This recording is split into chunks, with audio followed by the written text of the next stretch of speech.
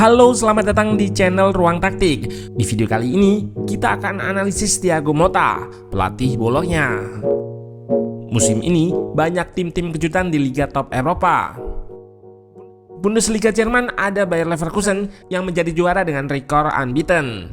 Di La Liga ada Girona, dan di EPL ada Aston Villa yang berhasil menembus zona Liga Champions. Tak ketinggalan di Serie A, boloknya juga memberikan kejutan dengan tampil konsisten sepanjang musim, berhasil mengunci satu spot di UCL musim 2024-2025. Boloknya berhasil finish dengan 68 poin dan dipastikan berada di 5 besar sampai akhir musim nanti, mengamankan satu slot UCL. Adalah Thiago Motta, pelatih yang berhasil membawa boloknya tampil impresif dan bersaing di papan atas Serie A musim ini. Motta mengusung permainan possession, build up konstruktif dan penuh rotasi, serta penyerang yang fluid di lini depan. Sesuai dengan tesisnya yang berjudul Value of the Ball atau kurang lebihnya bola sebagai pusat permainannya. Nah, penasaran bagaimana detail taktik yang diterapkan Thiago Motta di boloknya? Let's go, kita bahas sama-sama. Thiago Motta mengawali karir kepelatihannya sebagai pelatih tim muda PSG. Motta debut sebagai pelatih tim utama saat ia ditunjuk sebagai caretaker Girona di pertengahan musim 2019. Di awal musim 2021-2022, pelatih 41 tahun ini ditunjuk menjadi pelatih tetap di klub Serie A lainnya, yaitu Spezia selama satu musim, dan berhasil membawanya bertahan di Serie A pada musim tersebut. Lalu di musim 2022-2023, Motta kembali dipercaya untuk menukangi tim Serie A, yaitu Bologna. Bersama Bologna, nama Thiago Motta sebagai pelatih mulai jadi perhatian dunia. Di musim pertamanya, ia mengantarkan Rossoblu finish di peringkat 9, yang merupakan peringkat tertinggi selama lebih dari 10 musim, dan ia mampu membawa Bologna bersaing di papan atas. Di awal karir melatihnya, Thiago Motta sempat menjadi banyak perbincangan dengan ide formasi 2-7-2 yang dianggap aneh, karena terdiri dari 2 pemain, 7 gelandang, dan 2 penyerang.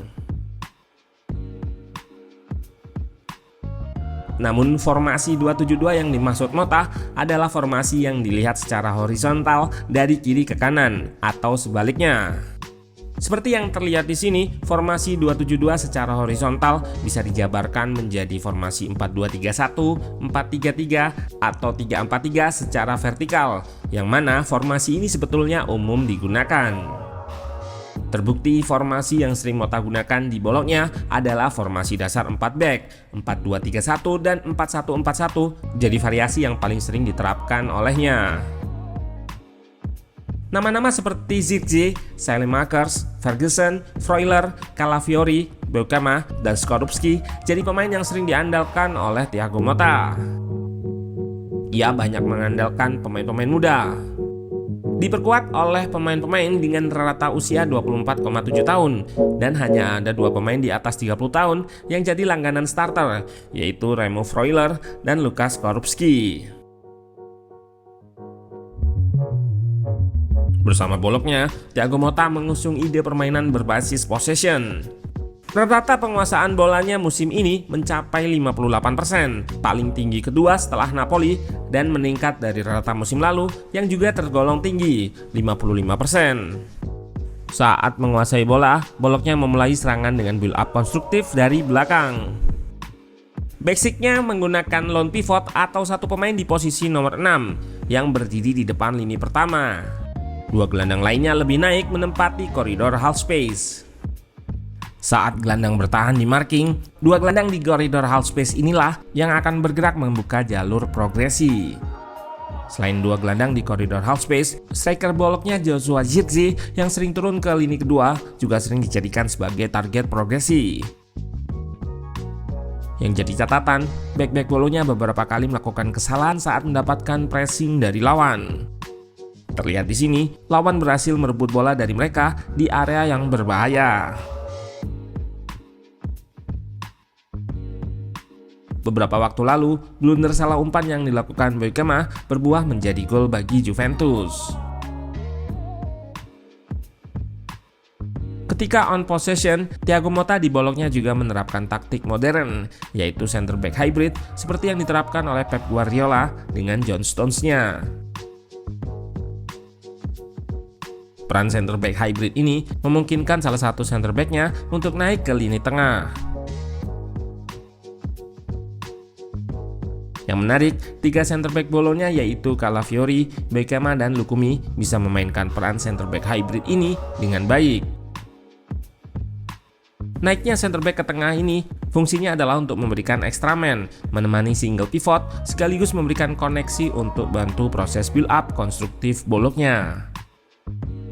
Seperti yang terlihat di sini, Lukumi yang berada di tengah bergerak melebar untuk memberikan koneksi ketika build up dialirkan ke area kelebaran.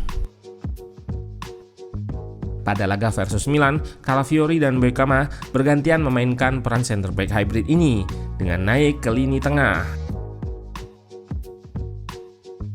Untuk Calafiori, ia terlihat memiliki kelebihan dalam aspek possession. Selain umpan, bek 21 tahun ini juga memiliki kemampuan untuk melakukan dribble yang berguna untuk menembus blok press lawan. Sebagai center back, Calafiori juga punya naluri menyerang yang cukup tinggi. Sering terlihat ia bergerak naik hingga ke final third untuk bantu serangan. Bek yang terpilih sebagai Player of the Month Serie A bulan Mei ini sudah mencetak 5 assist dan juga 2 gol di laga versus Juventus pekan lalu. Terlihat di gol kedua bagaimana naluri menyerangnya yang tinggi. Setelah melakukan intercept, ia langsung bergerak naik dan menyelesaikan peluang lewat finishing yang ciamik.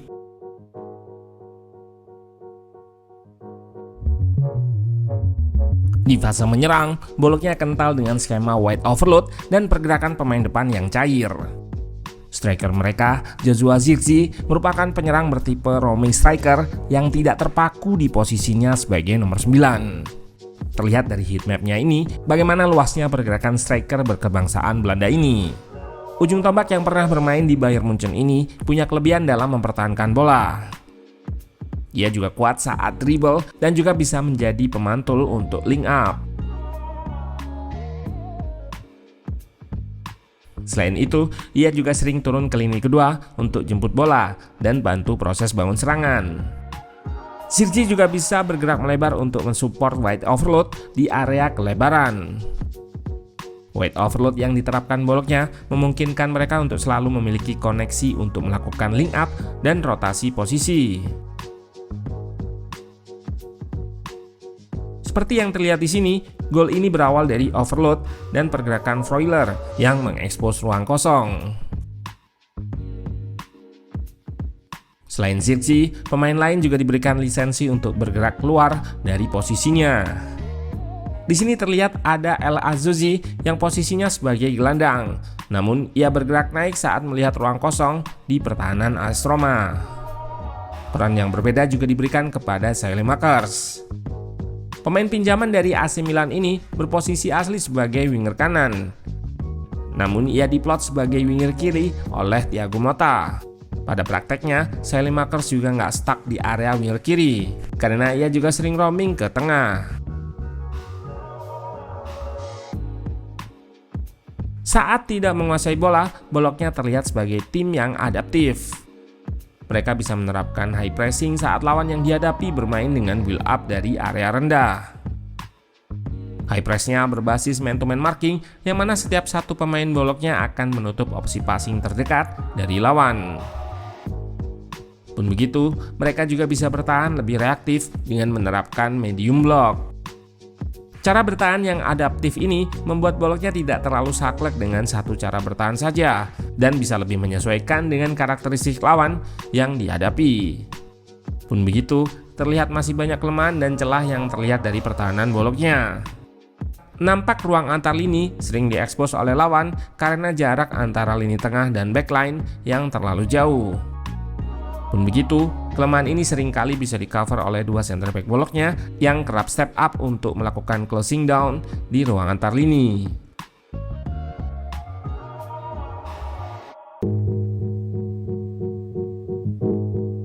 Selain itu, backline Bologna sering terekspos oleh lawan yang bergerak ke ruang kosong dan melepaskan trupas di antara back-back Bologna.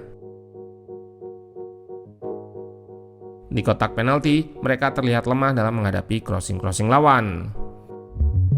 Kerap kali bek-bek mereka kalah duel ataupun gagal mengantisipasi umpan lambung yang datang dari sisi sayap. Seperti gol Milan yang dicetak Loftus-Cheek ini mencerminkan bagaimana dua kelemahan boloknya yang bisa diekspos oleh AC Milan. Pun begitu, di samping kelemahan-kelemahannya tadi, sejauh ini boloknya jadi tim kedua dengan jumlah kebobolan paling sedikit, yaitu baru 30 kali bobol di bawah Inter sang juara yang hanya 20 kali. Tentu akan sangat menarik melihat kiprah Thiago Motta sebagai pelatih asal Italia yang terkenal dengan variasi taktiknya. Sejauh ini, idenya cukup revolusioner dan fit in atau sesuai dengan sepak bola modern.